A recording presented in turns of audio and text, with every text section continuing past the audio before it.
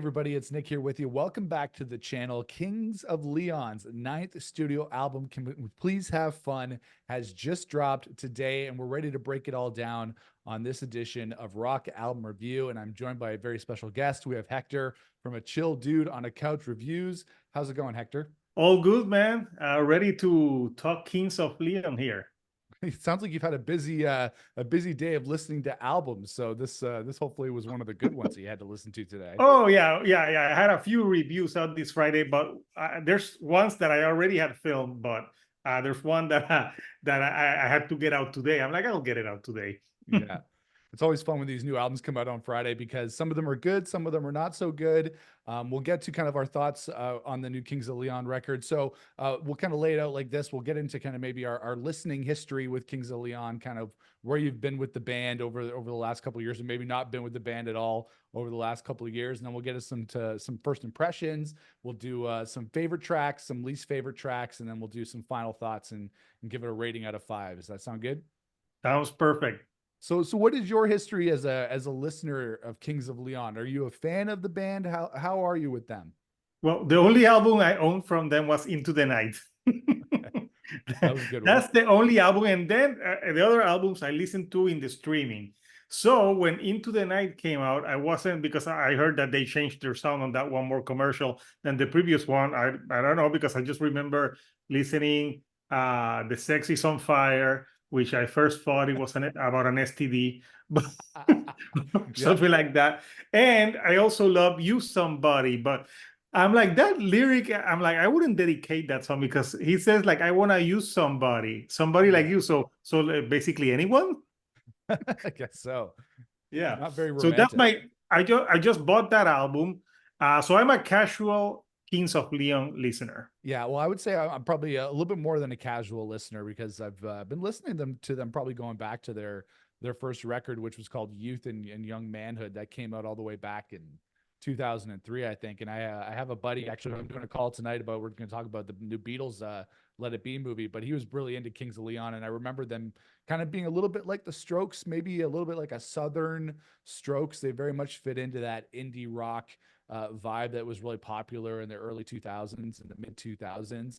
And then I did follow them from album to album as they got more commercial and they got more mainstream, like you're saying, with Sex on Fire and Use Somebody. I remember my band, we used to cover Use Somebody when we play in the bars, and everybody would get into it, and it was always kind of a fun song to play. And I've enjoyed a lot of their records. I think Come Around Sundown is a great record, Mechanical Bull is a great record, and they have a lot of really good songs. So I was looking forward to going into listening to this new record, Can We Please Have Fun, from Kings of Leon. So let's get into our first impressions.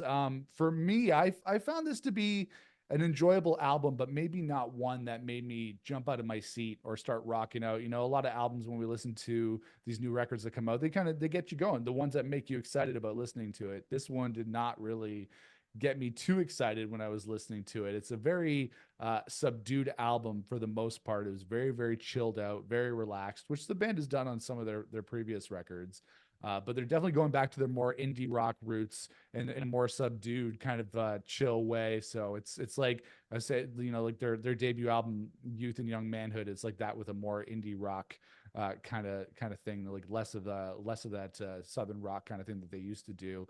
And I was thinking with this record, it's funny, with Kings of Leon, they're a guitar band, but there's not a lot of guitar on this album. They're very much driven by the bass and the drums. That's the kind of the thing that really drives this album is the bass and the drums. And the songwriting on this album didn't really make me feel like there's any big radio hits. I don't think there's anything as big as something that's huge as Use Somebody or Sex on Fire. Nothing like one of those big rock radio hits. So I didn't think it was great, but I didn't really hate it. What was your kind of first impression of the new album from Kings of Leon, Hector?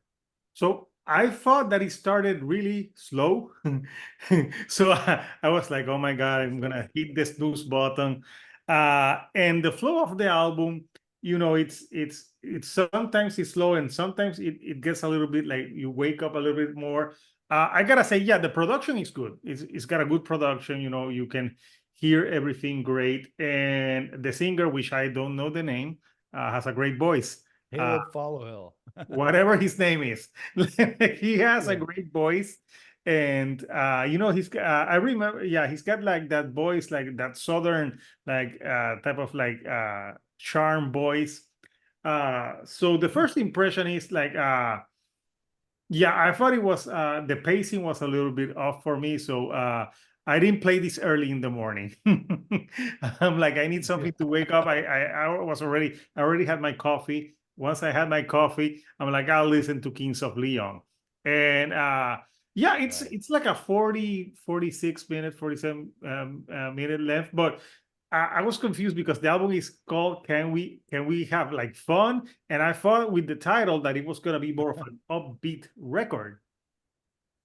Like or they Yeah. should have No, put definitely not. Yeah. like an It's a little bit asterisk slow. like can we have fun with the question mark? Because uh Yeah. like there's the parts on this album that I don't think are fun.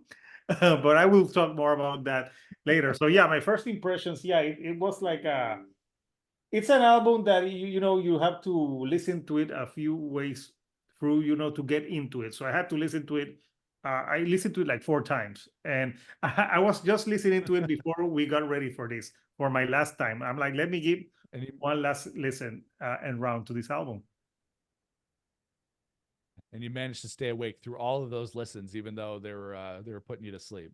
I managed to stay awake, but yeah, the production, yeah, sounds great. I read a review after I listened of what it said to see like what people thought, but I'll tell that at the end what they said.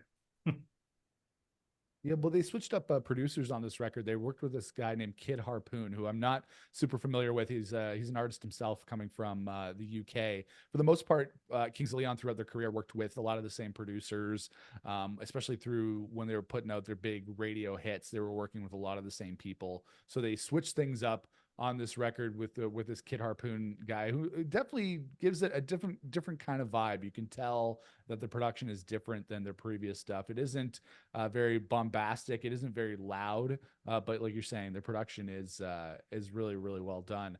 It's a good album. It's not great, but it's an enjoyable thing. And like I Yeah, listened to it a couple times as well, and I found yeah. it to It, be it won't be quite on my good. Is It That Bad series. Yeah, exactly. You know something's bad if it makes it onto one of those. So Yeah, that's good. Well, I think as far as like Kings of Leon albums, if I was going to rank it with some of the other ones, maybe not as high as is like Only by the Night or Mechanical Bull or anything like that, but it would be maybe in the middle somewhere if I was going to rank it with Kings of Leon. I was actually going to do a rankings for Kings of Leon on my channel, but I thought, I'm like, that's going to take so much listening, and I love Kings of Leon. I just didn't know if I wanted to put that much effort into listening to yeah. all their And albums then you again. listen to all of them and and people are like, that list is incorrect. Yeah, exactly. You're Well, a like, lot of bad people say bad take. That's always what I get. Bad take. oh yeah, yeah, or you get like your opinion doesn't matter, and I'm like, and yours does. Yeah, exactly. Like, Well, when the opinion's different, right? That's when people yeah, they have a problem with it, right? that's So, all right. Well, so let's true. let's get to our favorite tracks from this record. So, Hector, which of the tracks on this record really stood out to you as being strong? So the first track that stood out to me was the third track, "Nowhere Too Wrong." I thought on that one it was a little bit more faster, and it had a little bit of like a hook to it. So I enjoyed that one. I enjoyed Split Screen, which is what I think they were trying to do, like more of like a use somebody on that one. And it's interesting because I think it's all about like love through Zoom. Yeah. Through the computer, like I can see you through the split screen. So I thought that one was good. Not use somebody, but I liked it, even though it's a little bit long at 5 minutes. But I think it was of the ballads or more like softer songs on this record. I think that was a good one. Then I like the two that are most of the rocking songs on the record, which is Nothing to Do and Hesitation Gen. Those Right. on those ones they turn up the guitar, but they're like very short songs, and I got a little bit of like the Strokes type of vibe to those songs. So I liked it because they were more like there was more guitar on that one, and I actually like the album Closer scene. I think it's more spacey, a little bit of psychedelic at times, and I thought it was a good album closer. So those are the four tracks out of the 12 that I think really stood out to me. Yeah, I think those are really good tracks. I don't know if like actually some of them might be on my worst tracks on the album list, so we might have a little bit of a different opinion there. Like for me, I definitely loved "Nowhere to Run." Like you're saying, that was a really good song. I thought that had a really cool groove. It reminded me of something else. I don't know if that happens to you a lot when you're listening to albums because we listen to so much music to review on our channels. Sometimes Yeah. you hear a song and you're like, that sounds like something else, and I can't quite put my finger on it, Yeah. but it sounded But like the another Kings bad of Leon thing song. Yeah, the bad thing about doing that someone will like, when did you hear this on the record? Like, clean your ears or something. Like, Yeah, sometimes it can be a double-edged sword because you can say that it reminds you of something and someone will get offended. yeah, But yeah, I liked it because after the first two tracks I felt like were too slow. So right. that one, I'm like, okay, it's picking up the pace, which I think it needed a good kick in the ass. Yeah, I'm like, where is the fun? You yeah, promised some fun, Kings of yeah. Leon. I know you're promising us some sort of party here that's not Yeah, happening. I totally agree that Nowhere to Run after those first two tracks, which were Rainbow Ball, and the other one was called Ballerina Radio. They were good opening tracks. They had nice melodies, but I do distinctly remember when I was listening to the record that Nowhere to Run was kind of the song that yeah. kicked things up a little bit, kicked things up a notch on this record. I really like Mustang, and of course, Hector. The question that everybody asks when they listen to this song: Are you a Mustang or a Kitty? I'm actually very indifferent to cars, Yeah, there you go.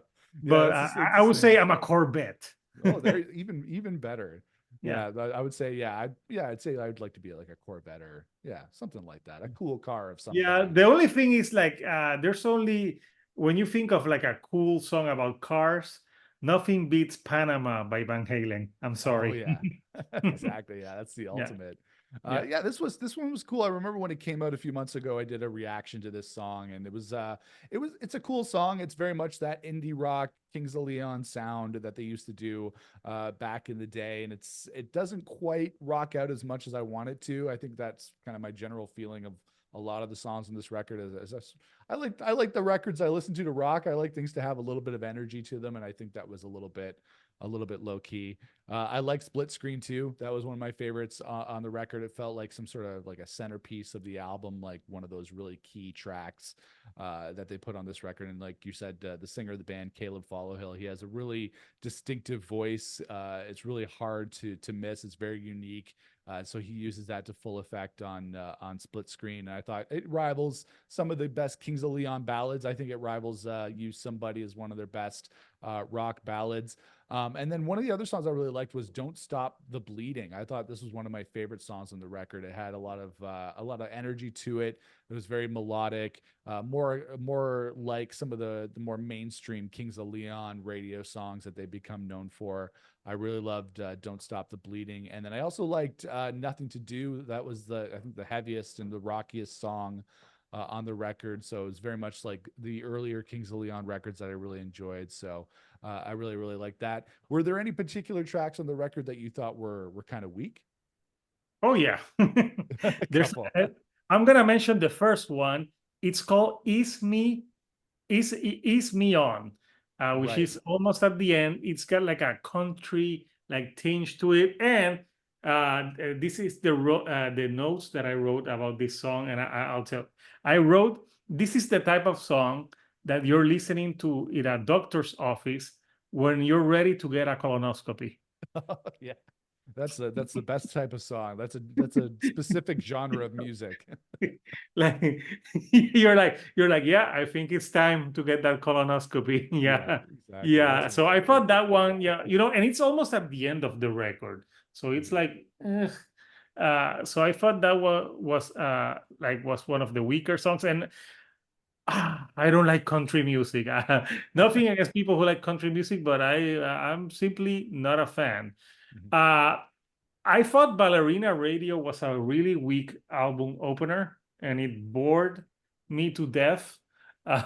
So I would pick that one as one of the songs that I didn't like. And beside that one, I think I would go with the second, like with maybe Actual Daydream. I thought that was like, it was okay. Right. It didn't do anything for me. So And Rainbow Ball as well. I thought, it was kind of, it's not bad, but it's also, I think, something that maybe in this album could have been better would be like the song placing, like changing them up a little bit. I think would have helped like the sequencing of the album.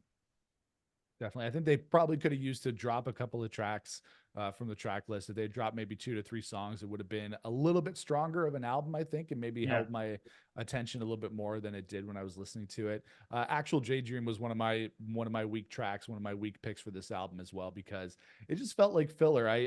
It was so early on in the album too. It was about the midway point of the album, and it's always disappointing when when you get to the middle of it and it starts to lose your attention a little bit. That was disappointing to me. So that was definitely one of the fillers. And then I would say the last little bit of the album was definitely it lost my attention as we got towards the end. So songs like M Television, Hesitation Gen, Ease Me On, as you were saying, even though Ease Me On had a little bit of the feel of their Come Around Sundown album, which was a really great record.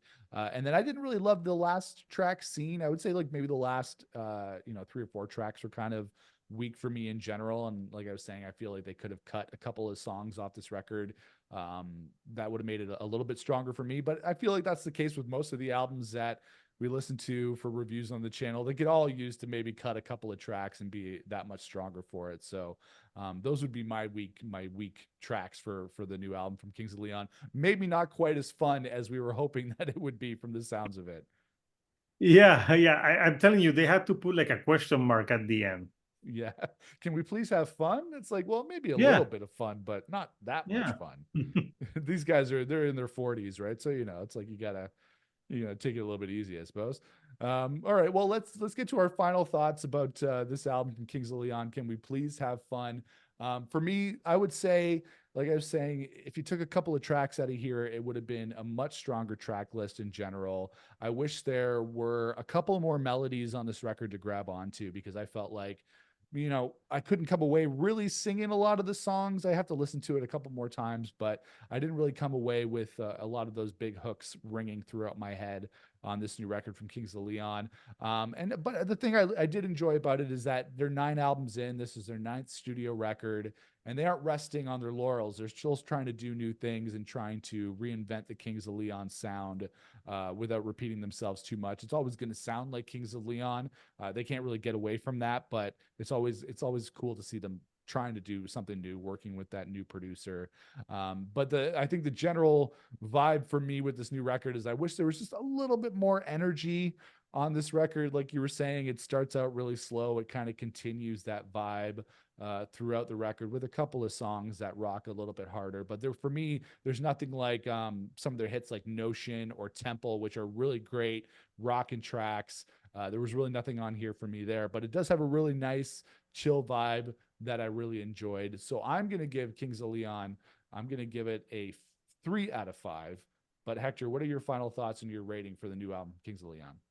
Yeah, so my final thoughts on this one is that I read the review after I read, and it was the same opinion as me. Like, they sound good as a band, good production, but they sound tired. Like, uh, and yeah, it's I don't think it's a bad album. I think it's a I would say there's some solid parts to it, and musically, production, nothing sounds terrible. Even the songs that I think are the weakest, I wouldn't say they're terrible songs with terrible lyrics.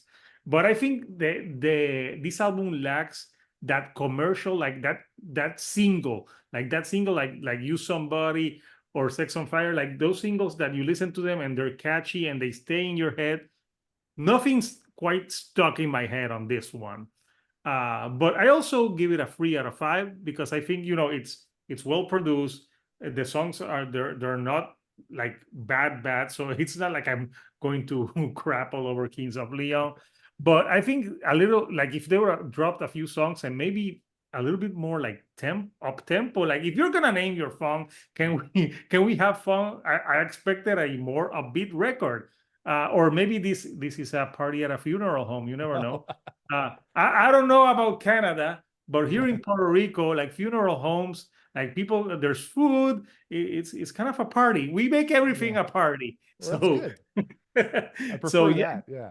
yeah. So that's what what I thought, but yeah, I would give it a 3 out of 5. I don't think I'm going to go back to this as much, but like I said at the beginning, I'm like a casual Kings of Leon listener. I'm not like a huge fan, but I've always thought that yeah, they're a talented band.